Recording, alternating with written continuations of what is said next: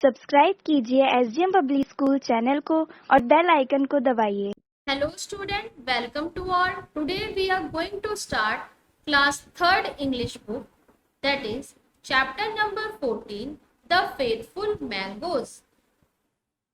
Faithful यानी विश्वसनीय, नेवला, mangoes यानी नेवला.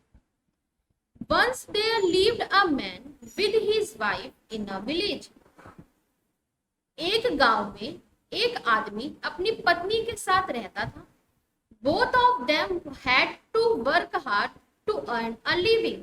दोनों को बहुत कठिन परिश्रम करना पड़ता था अपनी लिविंग को, मीन्स अपने जीवन रोजमर्रा जिंदगी को, मीन्स रोजी रोटी के लिए उन्हें बहुत ज्यादा मेहनत करनी पड़ती थी.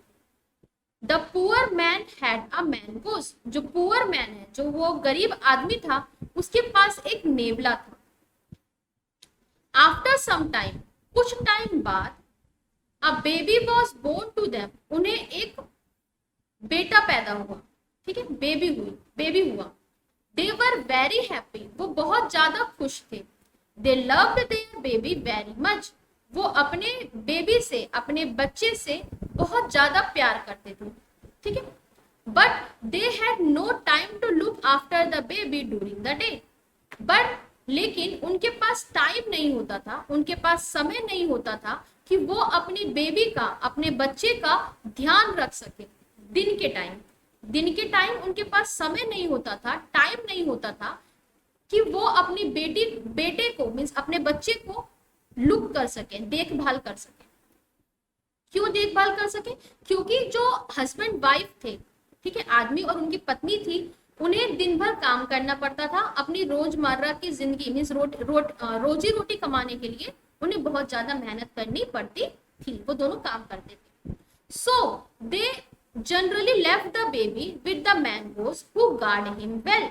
इसीलिए वो ज्यादातर अपने बच्चे को छोड़ देते थे मैंगोस के साथ, मीन्स नेवले के साथ छोड़ देते थे. और जो मैंगोस था, नेवला था, वो उस बेबी का, उस बच्चे का ध्यान रखता था, गार्ड करता था, मीन्स उसको ध्यान रखता था, उसकी सुरक्षा करता था.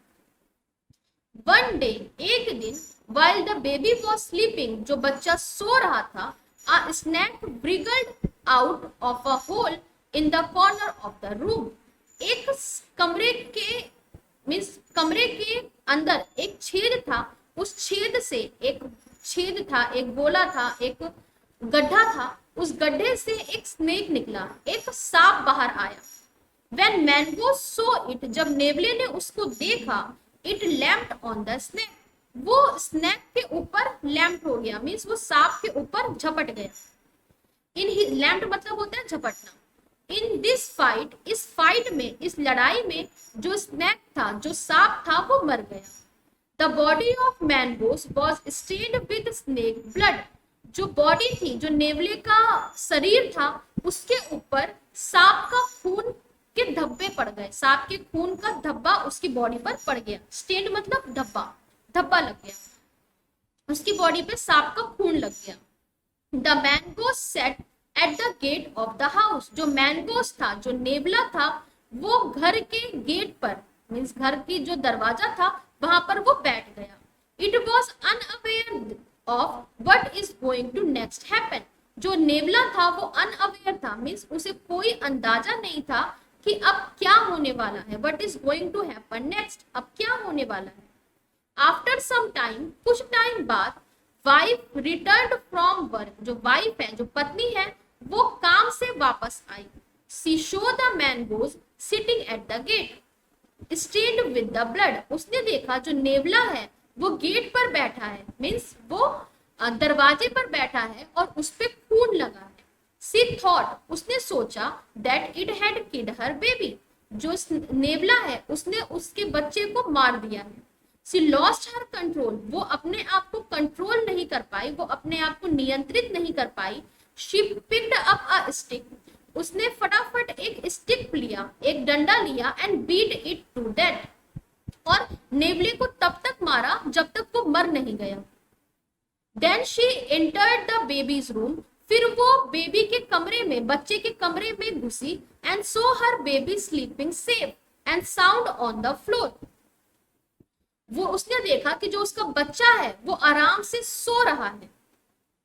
A blood stained snake was lying dead on the other side. दूसरी तरफ एक सांप है जिसका खून जो है वो जमीन पर पड़ा हुआ है और वो मरा हुआ है. एक मरा हुआ सांप जिसमें से खून निकल रहा है वो साइड में पड़ा हुआ है. Now she understood the whole incident. अब वो जो पूरा इंसिडेंट है, पूरी घटना है, उसको समझ गई. एंड रियलाइज हर मिस्टेक, और अपनी गलती को रियलाइज किया. गलती जो उसने गलती की है सांप और नेवले को मारने की, उसको उसका एहसास हुआ. She began to weep bitterly. अब वो जोर जोर से फूट कर, बिटरली मतलब बुरी तरीके से, जोर जोर से वीप करने लगी, यानी रोने लगी. वीप मतलब होता है रोना. ठीक है, इस चैप्टर में हमने क्या पढ़ा?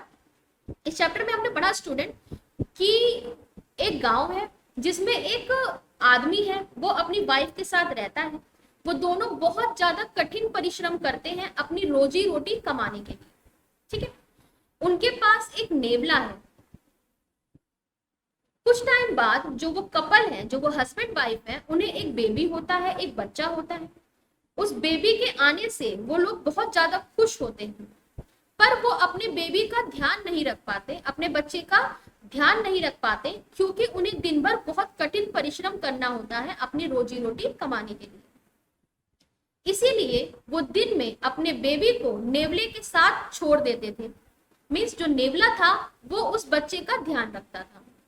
एक दिन जब हस्बैंड वाइफ अपने काम पे चले गए, तो उस रूम में, जिस रूम में बेबी सो रहा था, उस रूम में एक सांप निकला. उस सांप को देख के नेवला उस पे झपट गया. नेवले ने सांप को मार दिया.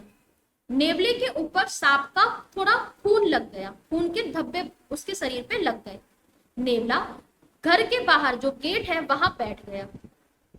जब जो वाइफ है, जो उस आदमी की पत्नी है, जब वो घर के अंदर आई, जब वो घर आई, उन्होंने देखा कि जो नेवला है वो गेट पर बैठा है और उस पे खून लगा है. उन्होंने सोचा कि इस नेवले ने मेरे बच्चे को मार दिया है. उन्होंने डंडे से नेवले को तब तक मारा जब तक वो मर नहीं गया. जो वाइफ थी, जब वो घर के अंदर आई, उन्होंने देखा कि उनका जो बच्चा है वो बिल्कुल ठीक है और वहीं जमीन पर एक मरा हुआ सांप पड़ा हुआ है. उन्हें उनकी गलती का एहसास हुआ कि उन्हें उस वक्त पूरी जो घटना है वो समझ में आ गई कि जो सांप है वो मेरे बच्चे को नुकसान पहुंचाना चाहता था. नेवले ने सांप को मारकर मेरे बच्चे की जान बचाई है और मैंने उसी नेवले को मार दिया. ये रियलाइज होते हुए, ये एहसास करते हुए, जो ये लेडी थी, जो ये पत्नी थी, इन्हें बहुत दुख हुआ और ये जोर जोर से फूट कर रोने लगी. Had to work hard means कठिन परिश्रम करना. अर्न यानी कमाना. लिविंग रोजी रोटी. डूरिंग यानी दौरान. बीट इट टू डेथ यानी मौत के घाट उतार देना. इंसिडेंट यानी घटना. रियलाइज यानी महसूस करना. बिटर यानी फूट कर रोना. ठीक है, ये था हमारा चैप्टर स्टूडेंट. आई होप आपको समझ में आया होगा. अच्छा चैप्टर था, इंटरेस्टिंग था. ठीक है, इसमें मजा आया होगा आपको. तो चलिए अब नेक्स्ट क्लास में मिलते हैं. Thank you.